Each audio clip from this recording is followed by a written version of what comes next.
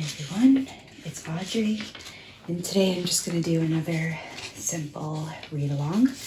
We're reading Mindfulness for Borderline Personality Disorder, and today we're on Chapter 2. What is mindfulness?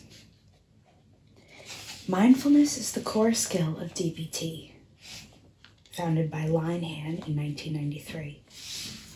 In this book, we will take an in-depth look at this core skill and how you can use it as a tool to alleviate the suffering associated with borderline personality disorder. This book will expand your knowledge of mindfulness as it is practiced in DBT and challenge you to develop this skill more fully. Mindfulness may be unlike anything you have ever done, or the way it is presented in this book may serve to expand your knowledge and practice. Doing something new can be difficult because it's unfamiliar, but keep an open mind. Many people with BPD have found mindfulness to be the way out of their suffering. Before teaching you more about how to use mindfulness, we feel that it's important for you to understand a little bit about how mindfulness has come to be so central in the treatment of BPD.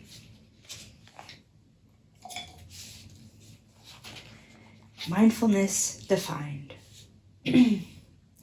Biologist Jon Kabat-Zinn is a key figure in the research and application of mindfulness in the West.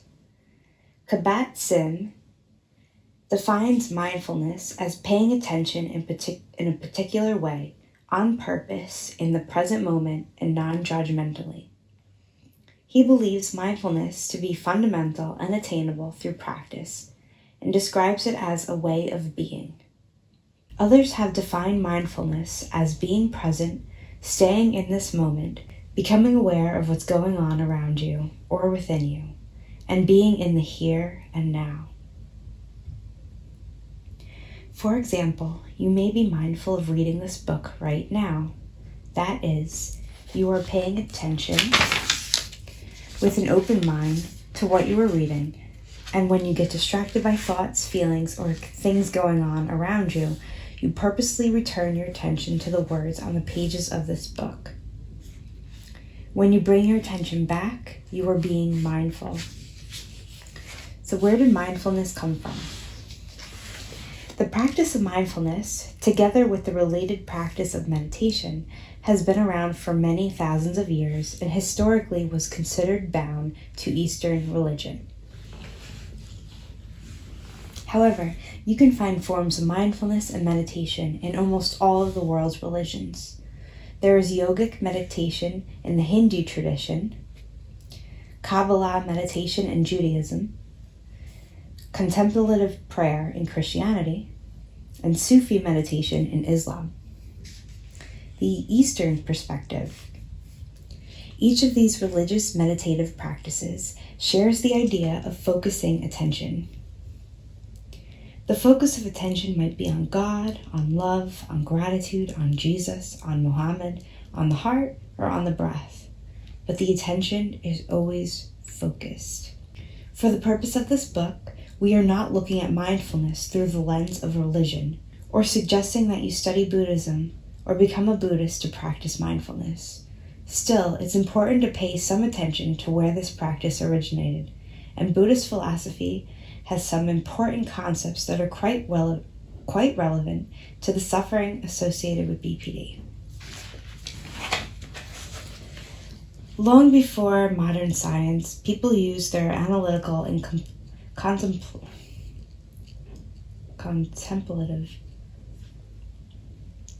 Long before modern science, people used their analytical and contemplative abilities along with the power of observation as a way to understand their reality. More than 25 years ago, Buddhism noted the idea that we are not static beings, destined to be the same forever. The word Buddha, translated from the Sanskrit language, means both to wake up and to know.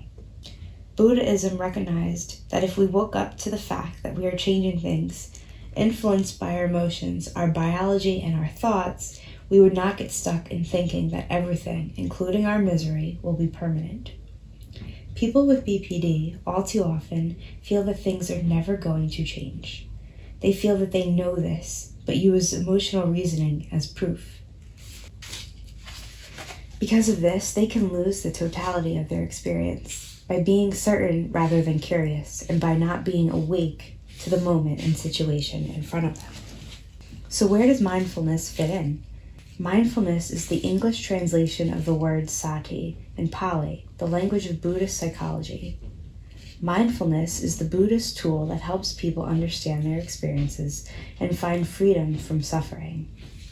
It's a practice with roots in the fundamental philosophy in what are known as the Four Noble Truths. The Four Noble Truths are the central teaching of all Buddhist traditions, Zen, Theravada, Vajrayana, that addresses the concept of suffering and the ability to be still.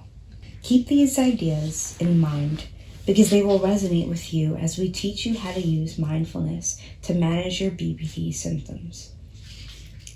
These ideas are considered noble because they help us raise our awareness and understanding of all behavior beyond the level of automatic or habitual responses. Developing awareness is a concept that we will return to over and over again in this book. In the West, we tend to judge suffering as bad and view it as something we must avoid or quickly terminate. Many people with BPD spend much of their lives avoiding pain and suffering through destructive means that often lead to more pain and suffering. So they never actually find the freedom they are looking for. Buddhism provides a different perspective on the goal of alleviating suffering. We encourage you to come back to these ideas as you reflect on your suffering. The first noble truth: life means suffering. Few of us would disagree with this concept, because all of us have suffered, some of us more than others. For many, the suffering can be intolerable.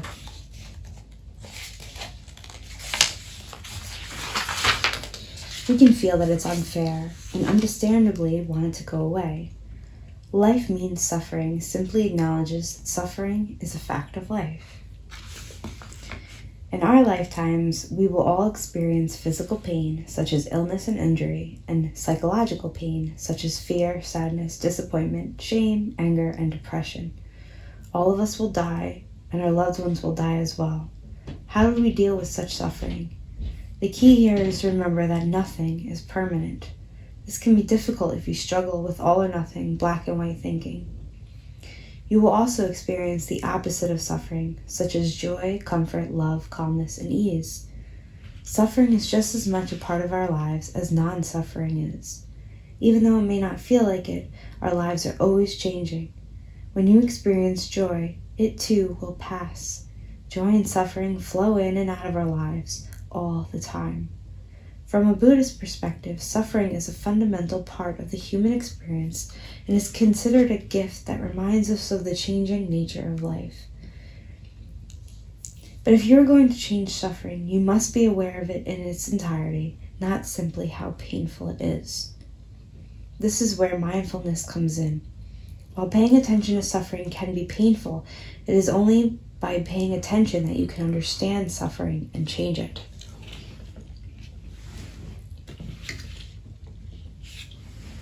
The second noble truth: the origin of suffering is attachment. We will more thoroughly address the concept of attachment in later chapters. Here, the idea is that the origin of suffering is attachment, or holding on to things in our lives, like past hurts, past emotions, past beliefs, and past experiences. Although everything in the past has changed, we can suffer if we hold on to past events as if they were still present today. Often, we are not even aware that we are holding on. It's important to remember that we can all fall into the trap of clinging to past hurt. But for people with BPD particularly, such clinging can lead to intolerable pain. To make matters worse, people who suffer from BPD can tend to hold on to past hurt for a very long time. Any of us can suffer when we expect others to conform to our expectations, when we want to be liked by everyone and aren't, or when we don't get something we want.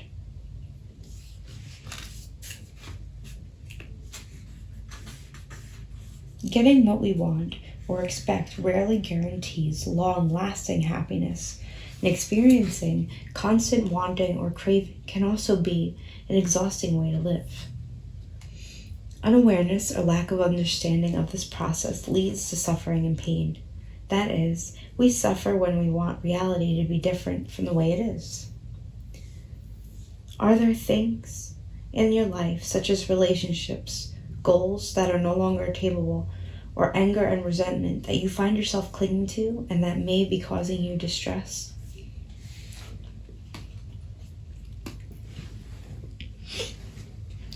The third noble truth: the cessation of suffering is attainable.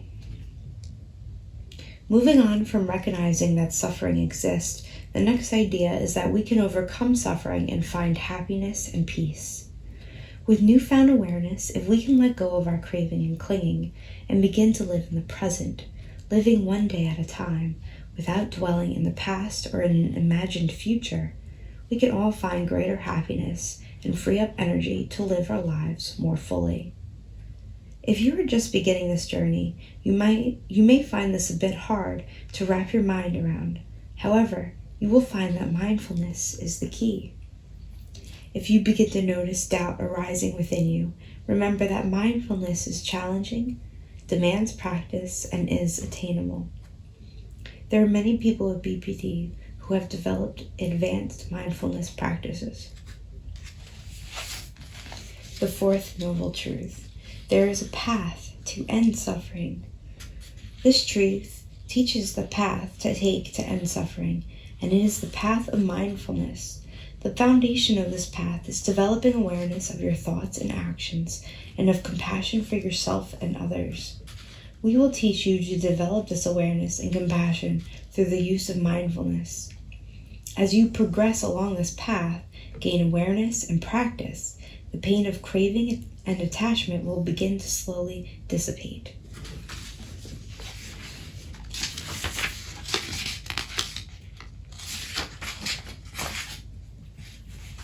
A couple more pages. The Western perspective. How does this Eastern perspective help? Only in the last few decades has the non-religious practice of mindfulness become recognized in the West as providing broad benefits to the mind and body. Today, in certain parts of the United States, it is now commonplace to see mindfulness meditation offered throughout communities in schools, clinics, offices, hospitals, and senior centers. Modern scientific techniques such as brain imaging are unlocking the secrets of the ancient practice. Mindfulness is now widely studied, and today there are thousands of research papers on the subject. In the late 1970s, John Kabat-Zinn formally integrated mindfulness into a therapy by developing mindfulness-based stress reduction, or MBSR. Later, he would write in 1994, "Mindfulness is an ancient Buddhist practice which has profound relevance for our present-day lives. This relevance has nothing to do with Buddhism per se, or with becoming a Buddhist, but has everything to do with waking up and living in harmony with oneself and with the world. It has to do with examining who we are, with questioning our view of the world and our place in it, and with cultivating some appreciation for the fullness of each moment we are alive. Most of all, it has to do with being in touch."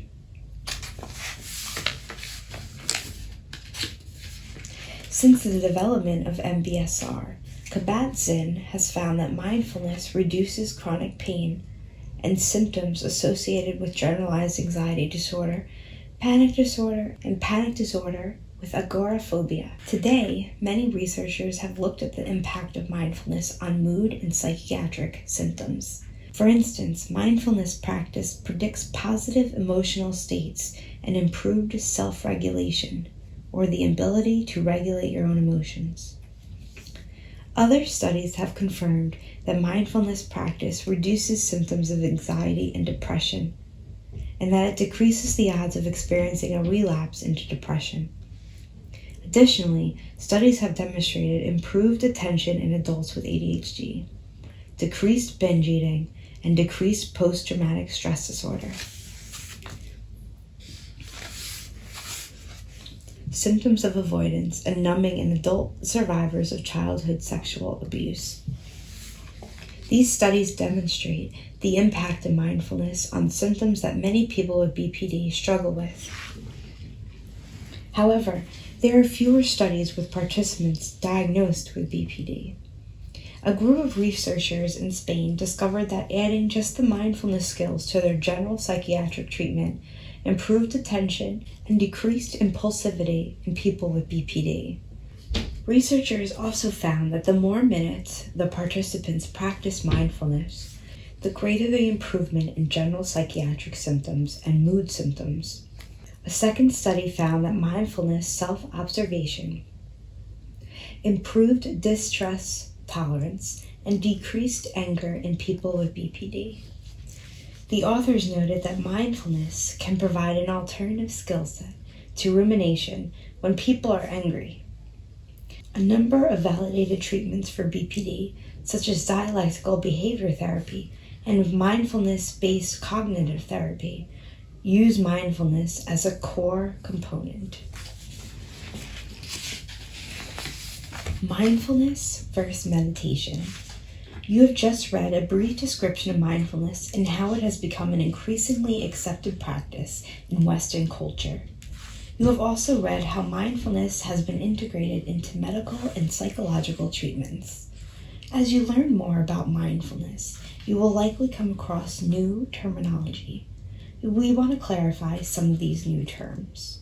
The practice of mindfulness is often discussed with the practice of meditation. Often, mindfulness and meditation are used interchangeably. However, many people consider them to be two distinct yet related ideas.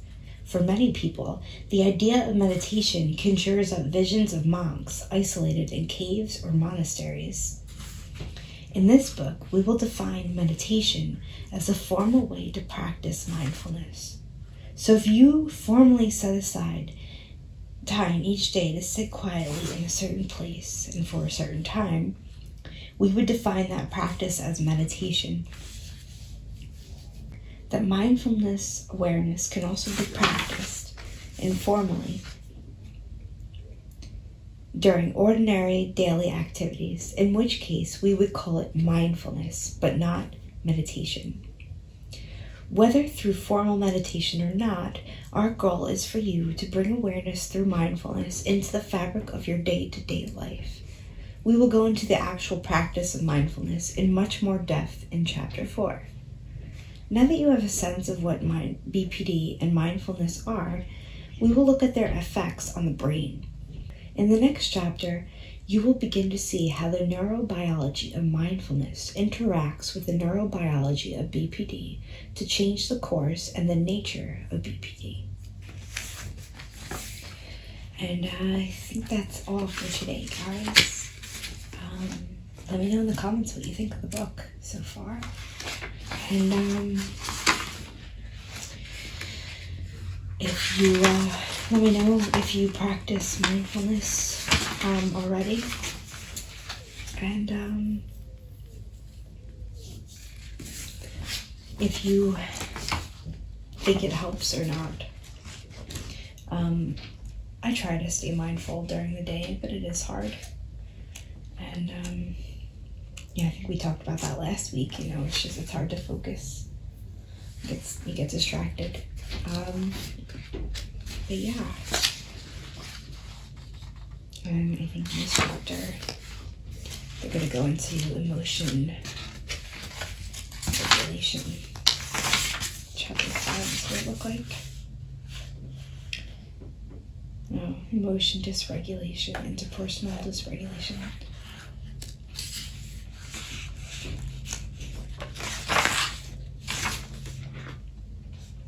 It's a short book. I didn't see anything in that chapter that I wanted to highlight, so that's why I didn't. I guess there was some stuff, I just kind of missed it. I was too busy reading and trying to follow what the words were saying. This could definitely be highlighted.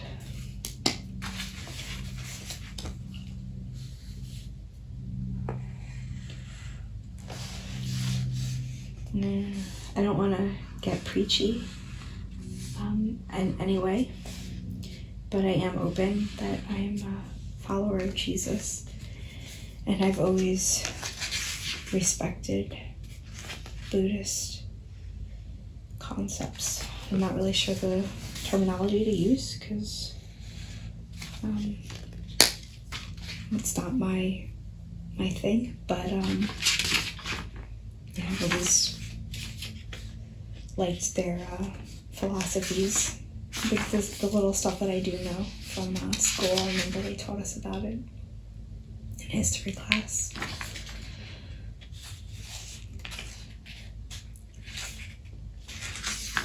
Yeah, I think that was a good chapter. That's that. I hope you guys have a great day, and I hope you're enjoying the book.